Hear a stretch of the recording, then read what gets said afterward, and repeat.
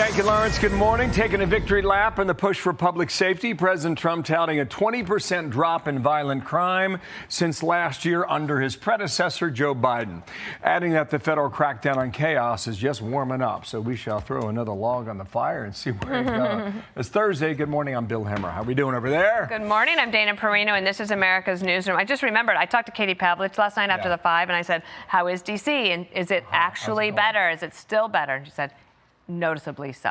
Oh. So there we have it. Yes. And yesterday afternoon, President Trump was joined by FBI Director Kash Patel and the Attorney General Pam Bondi in the Oval Office yesterday, and addressing the success of taking dangerous criminals off the streets while also vowing to surge more federal forces into other cities. So this operation, dubbed Operation Summer Heat, President saying the stats in boosting law and order speak for themselves. Today, we're announcing the results of a sweeping law enforcement effort known as Operation Summer Heat. We were in many cities that people didn't know about. Working with state and local partners, the FBI arrested over 8,000 violent criminals during the course of this period. In major cities like in New Orleans, Nashville, we saw a 250% increase in arrests. And we really went after the bad ones. These include 725 individuals wanted for violent crimes against children and murderers. All right, so now from the North Lawn, Jacqui Heinrich leads our coverage today there at the White House. Good morning, Jacqui. Good morning, Bill. President Trump made the case to bring this crime crackdown to new cities, including some that haven't been publicly discussed yet, setting his sights on San Francisco first. So I'm going to be strongly recommending, at the request of government officials, which is always nice, that you start looking at San Francisco. I think we can make San Francisco, there's one of our great cities 10 years ago, 15 years ago, and now it's a mess. And we have great support in San Francisco, so I'd like to recommend that for inclusion.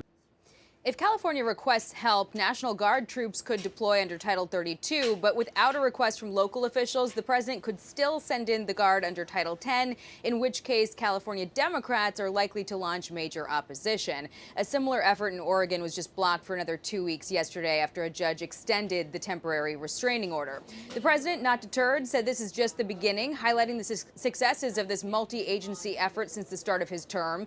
He said violent crime has dropped nearly 20% compared to the same period last year. And FBI Director Kash Patel also touted Operation Summer Heat, saying from late June to the end of September, the FBI made more than 8,600 arrests, took 2,200 firearms off the streets, identified 557 children, and seized 421 kilograms of deadly fentanyl, enough, he says, to kill more than 55 million Americans. The DOJ also made more than 2,000 criminal indictments. They're mobilizing more than 20 federal agencies for the largest law enforcement operation targeting violent criminals in American history. And honestly, we haven't really even gotten going yet. If we didn't have to fight all of these radical left governors, we could have had Chicago taken care of, as an example. The president also warned the city of Boston to, quote, straighten out, or else he'd have to think about moving the FIFA World Cup somewhere else. He said that could also apply to L.A. for the Olympics. Back to you guys. Thank you, Jacqui. Jacqui Heinrich leading our coverage. Thank you. I want to bring in former DOJ prosecutor Jim Trusty. Just one more little bit of sound here. This is from Caroline Levitt yesterday. It is law and order versus lawlessness. Democrats want to coddle criminals. Republicans want to lock up criminals. That's it. I mean, it's very simple. And again, we see this resistance from judges. We even see it from police departments in some cities. It shows how these Democrats have put politics above public safety, and they are preventing local and federal law enforcement from working together. Jim, in the last year or two, the Democrats have said, actually, the statistics show that crime is down everywhere. What is different about what we're seeing now from the numbers Kash Patel put out yesterday and what the Democrats had said about the past few years?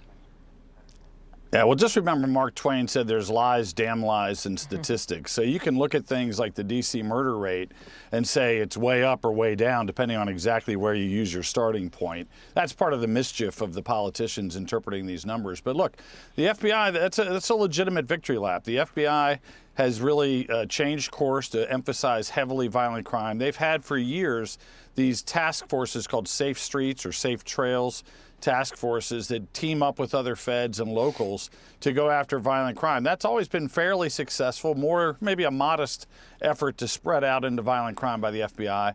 But the task force approach is obviously on steroids right now, and that's with or without the National Guard component. You can have an influx of federal agencies that are real force multipliers that work with the locals who know the players, that bring different tools from DEA, from ICE, from FBI to have very successful results. I lived that as the chief of organized crime and gangs for 7 years.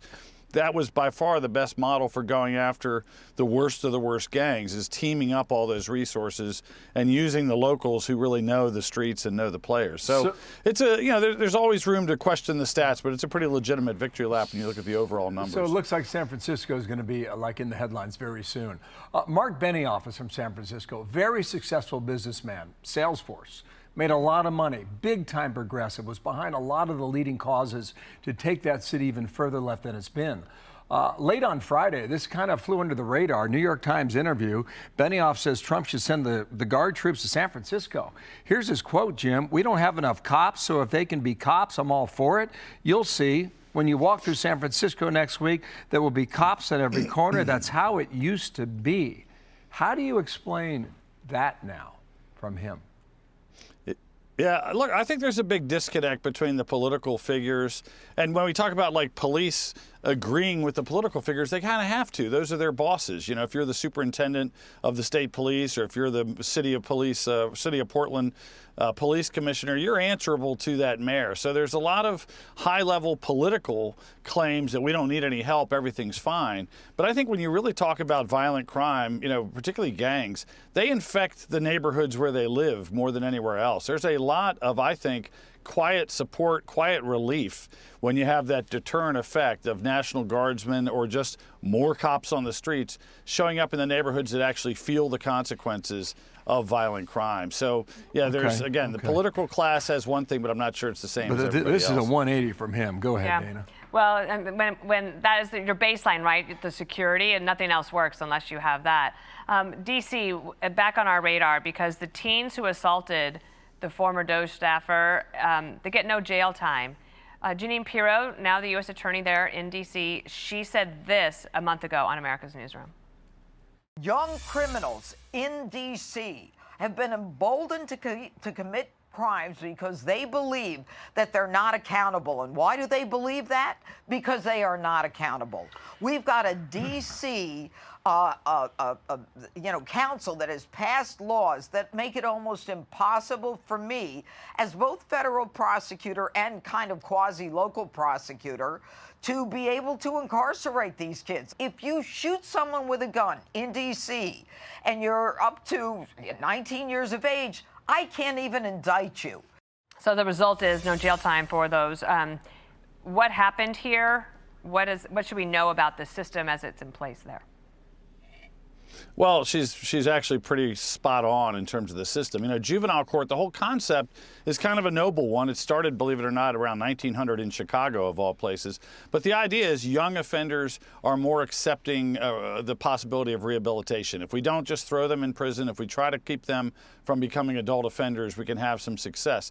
That's a great idea, and there are services that you can render that will deter some young offenders from going down that path. The problem in D.C. is a couple of things. The D.C. Superior Court is notoriously soft on everybody. When you add in the juvenile court emphasis on rehabilitation, these guys get multiple free passes. You have a horribly violent event like a Good Samaritan being beaten senseless by a mob of 12 or 13 people doing a carjacking, and they get 9 months probation. And the problem is, if they come back or if they violate that probation, they're not going to get much more. So you have to come up with a system that either allows for waiver to adult court more freely, or at least has more regular, sustained consequences, including detention, for people that are doing violent crime at young ages. And believe me, the gangs know the young guys don't get punished. That's why they make them do the worst stuff. Fair point there. The judge says rehab. Rehab's the answer. We'll see if they can be. Jim, nice to see you. Jim Trusty, thanks for coming on. I'm Steve Ducey. I'm Brian Kilmeade. And I'm Ainsley Earhart. And click here to subscribe to the Fox News YouTube page to catch our hottest interviews and most compelling analysis.